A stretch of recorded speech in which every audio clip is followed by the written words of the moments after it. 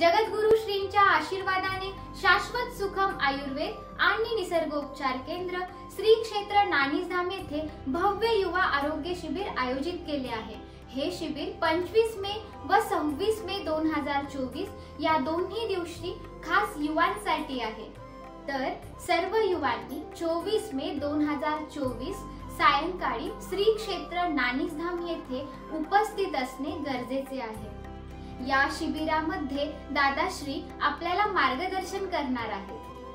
त्याचबरोबर या शिबिरामध्ये युवकांना असलेल्या आरोग्याच्या तक्रारी व आजार यावर वैद्यांकडून मोफत उपचार देणार आहेत। मित्रांनो, येथे मोफत उपचार तसेच मोफत सल्लाही देणार आहेत।